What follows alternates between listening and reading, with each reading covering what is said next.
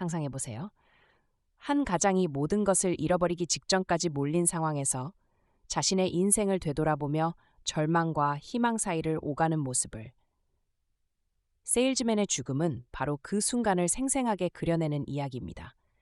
당신은 이 비극적인 운명에 돌이킬 수 없는 순간에 동참할 준비가 되었습니까? 아서 밀러의 세일즈맨의 죽음은 현대 사회에서 개인의 자아 실현과 그 실패를 통해 현대의 비극을 그려내는 연극입니다. 주인공인 윌리 로먼은 60대 중반의 세일즈맨으로 물질적 성공과 환상에 매달려 살아가는 인물입니다. 그의 아내 린다와 두 아들 비프와 해피가 함께 등장하며 이들의 이야기는 가족 내 갈등과 개인적인 실패를 중심으로 전개됩니다. 이 극은 윌리 로먼의 고군분투로 이야기를 시작합니다. 매일같이 일이 버거워지지만 그는 현재의 어려움을 외면하고 과거의 영광과 미래의 성공을 꿈꾸며 몸부림칩니다. 그는 과거에 자신이 잘 나갔던 시절의 기억에 머물러 있으며 아들들이 이를 본받아 성공하길 바라고 있습니다.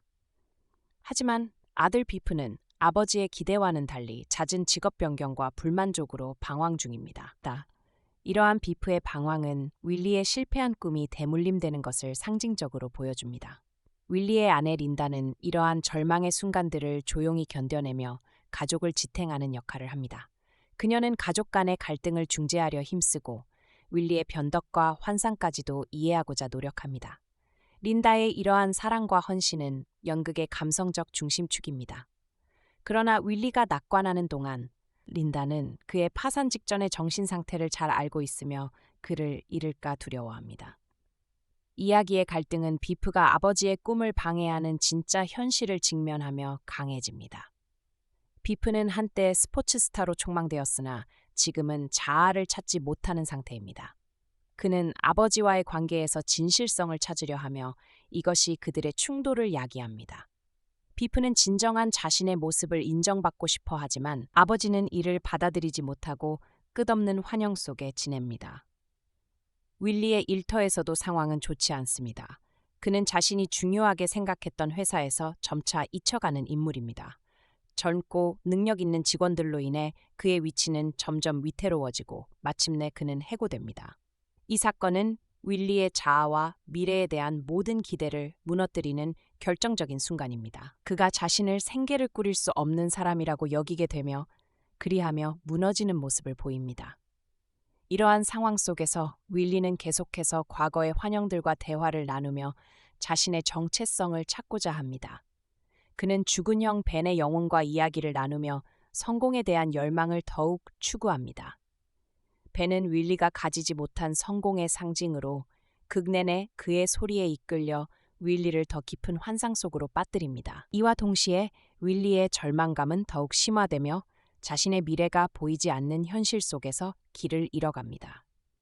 극이 절정을 향해 치닫는 순간 윌리는 가족이 경제적 안정을 얻을 수 있도록 자신이 있는 그대로 사라져야 한다는 절망적인 결론에 도달합니다. 그는 보험금을 통해 가족에게 마지막 애정을 표현하고자 하지만 결국 그 나이의 무거운 짐과 실패를 스스로 끝내기를 선택합니다. 이야기는 그의 죽음으로 마무리되며 이는 현대사회의 경제적 부담과 성공에 대한 강박이 얼마나 파괴적일 수 있는지를 극명히 보여줍니다. 밀러는 이 작품을 통해 현대사회에서 사람들의 끊임없는 경쟁과 물질적 성공의 압박 속에서 개인의 정체성과 가치가 어떻게 희생될 수 있는지를 면밀히 탐구합니다. 윌리 로먼은 그저 현실 속 한 인물에 불과하지만 동시에 시대를 초월하여 많은 이들에게 깊은 공감을 불러일으킵니다. 그의 이야기에서 우리는 자신이 걸어온 길과 믿어온 것들에 대해 재평가할 필요성을 느끼게 됩니다. 이처럼 세일즈맨의 죽음은 물질적 성공이 인생의 주요 목표가 되어버린 사회에 대한 비판적 시각을 제공합니다. 윌리 로먼의 이야기를 통해 우리는 진정한 성공과 행복이란 무엇인지 스스로에게 되묻게 됩니다. 지금부터는 이 강렬한 비극의 더 깊은 의미와 사회적 함의에 대해 더 자세히 살펴보겠습니다. 아서 밀러가 의도한 진정한 메시지를 알아보는 시간을 가질 것입니다. 아서 밀러의 세일즈맨의 죽음. 아마 연극 좋아하시는 분들이라면 한 번쯤은 들어보셨을 이름이죠. 네, 오늘은 바로 이 영원한 걸작에 대해 한번 깊숙이 파고들어 볼까 합니다. 난 싸구려 인생이 아니야. 난 윌리 로먼이라고.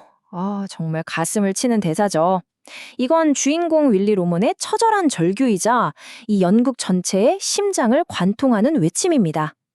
한 인간으로서의 존엄성을 지키려는 몸부림과 그를 그저 달아빠진 부품처럼 취급하는 냉혹한 현실, 그 사이의 싸움을 그리고 있죠. 자, 그런데 여기서 이런 질문이 생기죠. 나온 지 무려 75년이나 된 실패한 세일즈맨의 이야기. 이게 어떻게 아직까지도 우리 시대 최고의 비극으로 손꼽히는 걸까요? 그 이유가 궁금하지 않으신가요? 지금부터 그 답을 한번 찾아가 보겠습니다. 이 연극이 가진 엄청난 힘을 이해하려면 먼저 이걸 알아야 합니다. 바로 아주 혁신적인 아이디어에서 출발했다는 건데요. 그게 뭐냐면 평범한 사람의 비극이라는 개념입니다. 자, 이게 대체 무슨 뜻인지 한번 보시죠. 그전까지 비극의 주인공은 늘 왕이나 귀족, 그런 대단한 사람들이었잖아요. 그런데 아서 밀러가 이걸 완전히 뒤집어버린 겁니다. 그는 선언했어요. 아니, 왕이나 귀족이 아니어도 된다. 윌리 로먼처럼 그냥 평범한 우리 이웃 같은 사람도 자신의 존엄성을 지키기 위해 거대한 사회와 맞서 싸운다면 그 자체로 위대한 비극의 주인공이 될 수 있다. 라고요. 와, 이건 정말 연극의 역사를 새로 쓴 그야말로 혁명적인 생각이었죠. 자, 그럼 이 연극은 어떻게 우리에게 그런 엄청난 감정적 충격을 주는 걸까요? 그 비밀은 바로 무대 구조에 있습니다. 아주 독특하고 혁신적인 구조거든요. 한번 자세히 들여다볼까요? 이거 진짜 재밌는 사실인데요. 이 작품의 원래 제목이 뭔지 아세요? 바로 그의 머릿속이었대요. 제목부터가 심상치 않죠. 그러니까 이 연극은 말 그대로 관객들을 윌리 로먼이라는 한 남자의 복잡하고 무너져 내리는 정신세계, 그 머릿속으로 그냥 쑥 하고 끌고 들어가는 겁니다. 이걸 아서 밀려는 주관적 리얼리즘이라고 불렀는데요. 보통 연극이 A에서 B, B에서 C로 쭉 흘러가잖아요. 근데 이 연극은 아니에요. 과거랑 현재가 그냥 한 무대 위에서 막 뒤섞여서 부딪힙니다. 그러니까 우리는 그냥 객관적인 세상을 보는 게 아니라 윌리의 기억, 그의 감정이라는 렌즈를 통해서 세상을 보게 되는 거죠. 정말 독특한 경험이에요. 이 방식이 얼마나 중요한지는 아서 밀러 본인의 말을 들어보면 딱 알 수 있습니다. 1951년에 이 작품이 영화로 만들어졌는데 밀러는 그걸 완전 실패작이라고 생각했어요. 왜냐? 영화에서는 과거를 그냥 단순한 회상 장면, 그러니까 플래시백으로 처리해버렸거든요.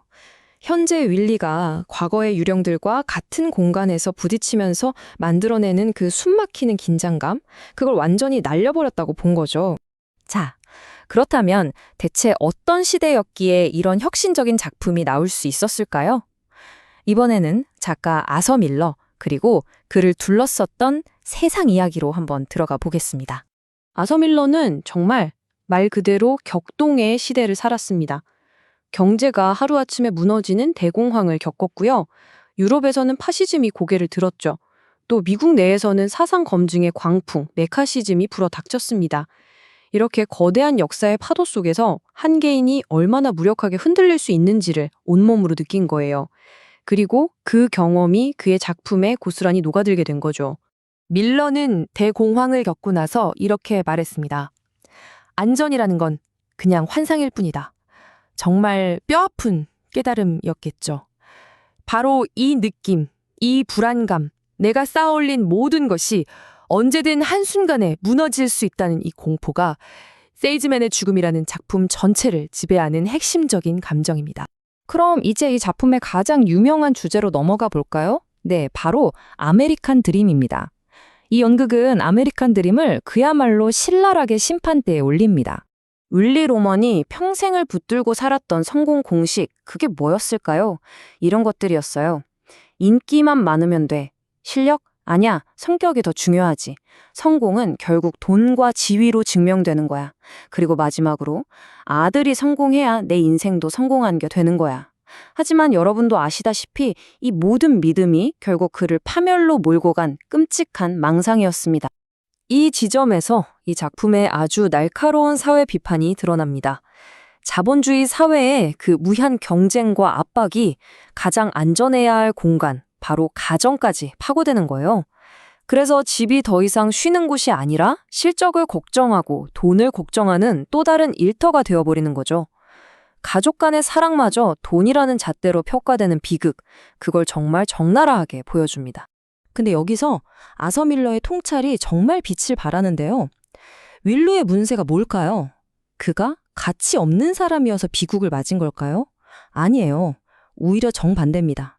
그는 잘못된 꿈, 잘못된 이상에 너무나도 순수하고 또 강력하게 자기 자신을 바쳤다는 게 문제였어요.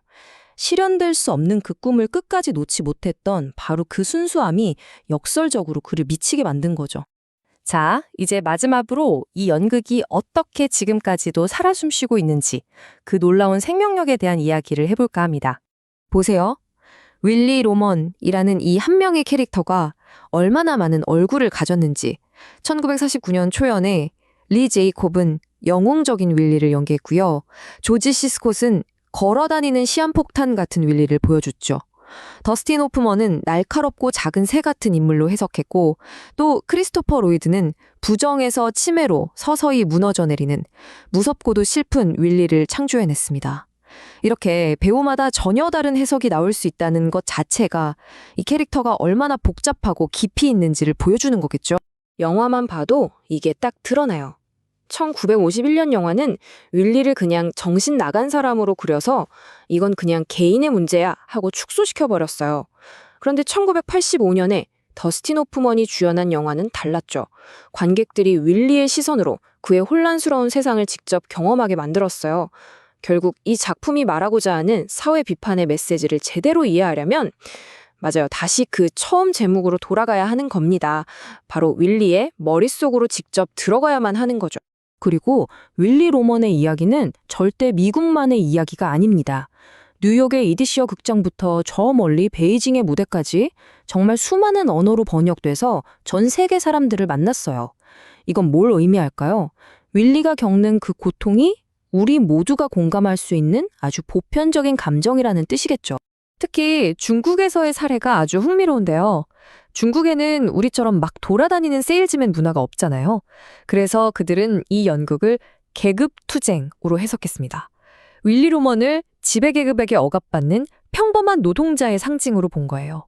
이처럼 세일즈맨의 죽음은 어느 나라에 가든 그 사회의 문제를 비추는 거울 역할을 톡톡히 해냅니다. 자, 그럼 이제 모든 이야기를 종합해서 맨 처음 던졌던 질문으로 돌아가 보죠. 시대를 넘고 문화를 넘어서까지 우리 마음을 울리는 이 투쟁. 그 한가운데에는 대체 무엇이 있는 걸까요? 놀랍게도 그 답에 대한 힌트를 현대 한국의 한 평론가에게서 찾을 수 있었어요. 그가 딱 한 단어로 이 모든 걸 정리했는데 그게 바로 자존심이었습니다. 한번 생각해 보세요. 윌리 로먼. 그가 모든 것이 무너져 내리는 상황 속에서도 심지어 목숨을 걸면서까지 지키려고 했던 마지막 한 가지.